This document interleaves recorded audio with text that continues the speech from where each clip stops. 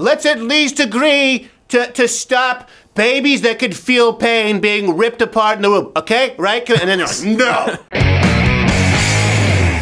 So the segment I want to get into before, now people saying, are you going to talk about the Green Deal, the Green New Deal? I didn't have time to read through all of it before this show. It does seem pretty insane. And it does lead me to the point that I do want to discuss tonight, why I believe that President Trump is going to be reelected. And the main reason for this is that Democrats keep giving him gifts. They wonder, like, how he won in the first place. You hear that a lot. Like, how did Donald Trump, how could he have possibly won? And how could he possibly win again? I'll tell you exactly how. The left continues to give this man gifts. He really is. There's like a Chauncey Gardner effect. He's not necessarily doing everything right. They're just doing everything wrong. And he looks brilliant by comparison. So I do think that the State of the Union, which occurred this week, showcased exactly what I'm talking about, just how far left the DNC has gone. And by the way, this is something that's important to note. 76% of Americans approved of the speech. What's really bad for Democrats is that 81% of independents approved of the speech. I think we have overlays from this from YouGov. And the more that the left continues to push their agenda toward the left, the Democrats, I should say, pushing their agenda toward the left, the more likely it seems that these independent voters who everyone said Trump just has this ceiling. Right. He has this ceiling and it's his base. Well, the truth is his base, actually, those are the people who had the biggest problems with President Trump. We'll get into those in a second. It seems like the independents, actually the people in the middle, are really starting to thaw on the guy. Yeah. And you get 81% of them to support the reality show guy. Yeah. Like, think about this for a second. How badly must you screw up that the guy who has literally trademarked, "You're fired," is beating the crap out of you? Let's go through kind of 4 examples. I think this is one that's really important recently, late-term abortion. So here's a clip where President Trump called for legislation to end the late-term abortions, and he mentions Northam's discussion of killing babies after birth. This is an important clip for people to see. Here you go. Yeah. To defend the dignity of every person, I am asking Congress to pass legislation to prohibit the late-term abortion of children who can feel pain in the mother's womb.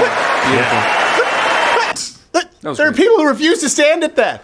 Think about this for a second. You're an independent, you're watching, he's going, let's at least agree to stop babies that could feel pain being ripped apart in the womb, okay? Right? And then they're like, no. You're going to sit on your hands for that? Do you have any idea how the optics look? And here's something that's really important. I think maybe you guys aren't necessarily, because you weren't really like political junkies in the last election, and I know you'll vote in the next election, but Trump, by the way, was pro-choice. Yeah. Up until he ran as a Republican effectively. And conservatives were really leery of him because of that, right? Yeah, we didn't think he was conservative. They didn't think he was conservative. No. And so Donald Trump found himself in a pickle in the primaries, particularly because he had to appeal to his base, the conservatives. He had to prove to them that he was pro-gun, that he was pro-life, while still appeasing moderates. And that's hard to do when they think that you can't win over either of them. Now, again, the Democrats have given him a gift, and that he can now appeal to his pro-life base and even to moderates who just don't want to see babies being born alive killed. All he has to say is, hey, a 40-week-old baby being chopped to the head, bad. And he wins everyone who's not Cortez. That's all that's required. Think about that for a second. Yeah. All the Democrats had to do was say, hey, most Americans are relatively pro-choice because it's a term that we created to trick them, and some of them are stupid. So let's go with that. And instead they said 40-week abortions, right? 40 weeks? And Donald Trump was, I'm calling your bluff. So another example here where the left has lost all ground is pushing for open borders. So in the State of the Union, Trump mentioned ICE rescuing women and children from sex traffickers. Watch what...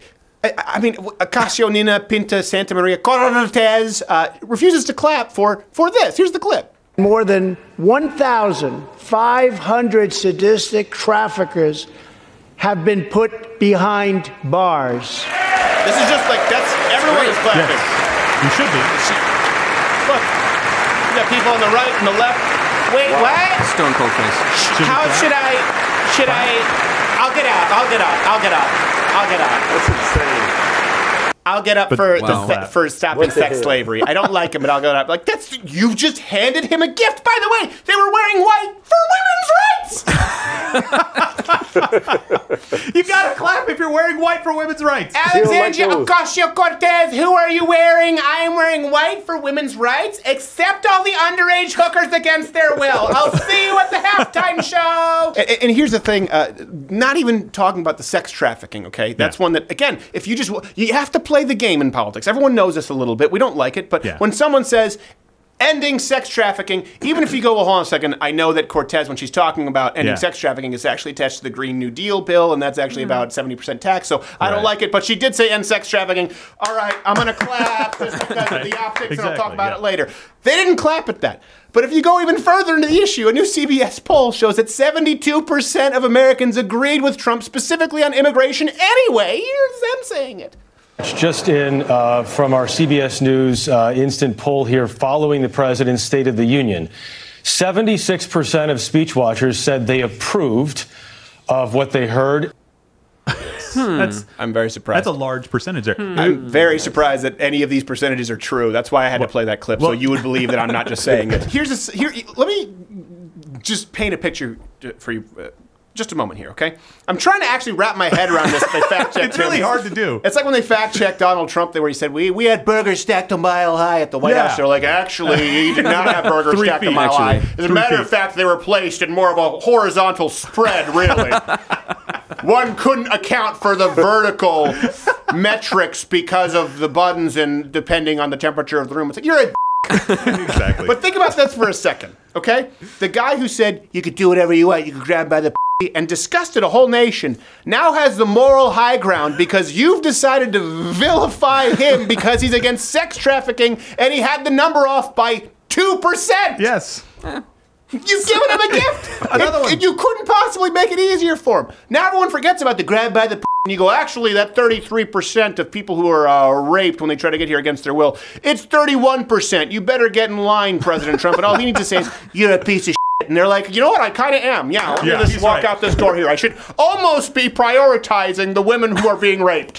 Here's the second example before we get to the prime example. The left, of course, is pushing socialism. This is another reason I think President Trump is going to win. They're outright pushing it. Remember when it used to be veiled? Yeah. Where they used to, like, when people said, we think that Barack Obama is kind of a socialist. Right, yeah. Socialism is actually, it's a dog whistle. It's the N-word is what it means. Yes. Remember when they said that? It's like, no. No, we think he's a socialist. Like, by the way, there are people like in Norway who are socialists too. They're not black at all. They're actually like really white and really strong for some reason. We have no idea as to why yet. We're still running some genetic testing, but we actually think that Barack Obama is like a Norwegian socialist. That's it. No. Trump just said that we're never going to be a socialist country. And look at who refuses to applaud. Here you go. Socialism in our country. Yeah, boo. America was founded on liberty and independence and not government coercion, domination, and control. We are born free. Hey, wait for it, wait for it, wait for it. Sounds good. Freedom. Sounds good. Here it comes. Wait. Son of a bitch! Oh, holy shit! They have a close-up! I should have anticipated this and not planned poorly my afternoon nap. Cortez, where were you? You were my number 2. I just, like... That's one of the best zoom-in close-ups in the history of presidential speeches. He looks like Grumpy Cat had sex with a crazier, older Grumpy Cat. Let's think about it. The stars of the Democratic Party. Bernie Sanders and Ocasio, Nina Pinta Santa Maria Cortez. These are the stars. Yeah. They're actual socialists. She actually thinks that she's going to pass some kind of 70% tax. I don't know. She explained it somehow. The notion of socialism to that particular regime, what do you think about the president, why he did that? Well, I think that he needs to do it because he feels like he feels himself losing on the issues. Every single policy proposal that we have adopted and presented to the American public has been overwhelmingly popular, even some with a majority of Republican voters supporting what we're talking about. When we talked about a 70% marginal tax rate on incomes over $10 million, 60% of Americans approve it. No. What? Just a majority of Republicans support socialism. What? I thought this was well known. Hey, you person next to me, is this well? It's not well known. I don't know what I'm saying, Chris Matthews. She probably went to Watts or something. Does that? Let's be honest here. Oh my gosh. Do we have to act like that sounds like an intelligent woman? No. Do we have to pretend?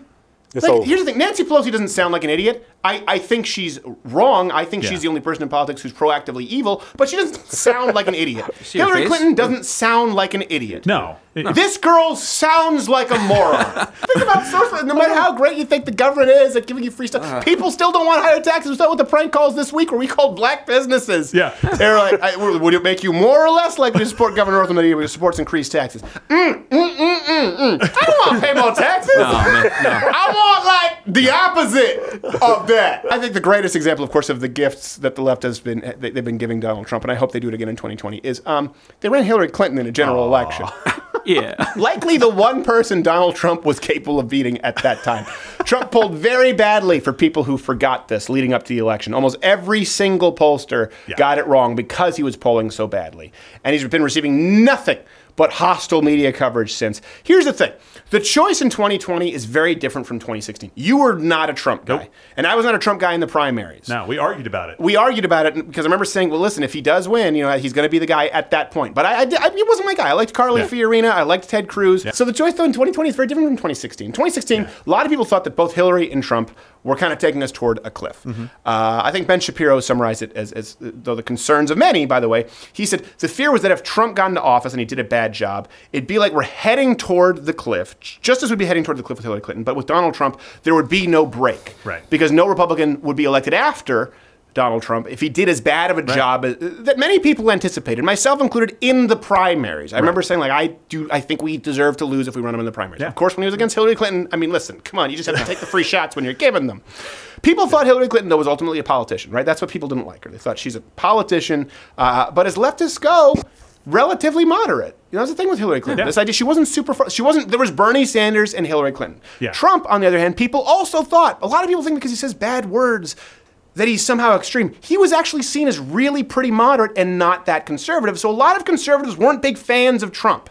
As a matter of fact, I think you'll be surprised when you look at those voting blocks. Evangelicals voted for Trump because they had to, but not all of them. Probably, likely fewer in a lot of municipalities, but you saw a lot of union voters who would have typically gone Democrat. The Blue Dogs go for Donald Trump. So a lot of those people held their noses, though, the Christians, the true conservatives, and voted for Trump because Hillary Clinton was such an insufferable bitch. That's really why. But now in 2020, we're choosing between Donald Trump, who's been really pretty conservative, if you look at him as a president, outside of the trade issues. And pretty good. And all Democrats, who have swung so far to the left, their right nut hasn't seen them in a month. God. That hurts. It's not that literal. We know they want abortion up to 40 weeks, 70% tax rates, as you just saw, completely socialized healthcare. They want to destroy our economy on principle versus Donald Trump, who has done well by nearly all metrics available to us at this point, besides tweeting mean words, some of which are misspelled, let's be honest. But outside of that, he's done pretty well. The choice in 2020, when they say it's stark, we think there's a stark contrast between the Democrats and Donald Trump. It is. But in a positive way for Trump, because these gifts that the Democrats keep giving him. So when Republicans say that we need to be more moderate, this is something people have to like, hey, listen, we need a more moderate Republican Party. We need to come to the middle. I go, hold on a second. Look how far the left is going. Don't stare a gift horse in the mouth. Okay, if you like this video, you know, you watch videos on YouTube. If I were Jimmy Kimmel, if I were Stephen Colbert or Trevor Noah, I would tell you to subscribe. But I have no corporate overlords who demand that I do this demeaning promo. I do the demeaning promo because I choose to. Subscribe or hit the notification bell because I need you. I need you. Please do it.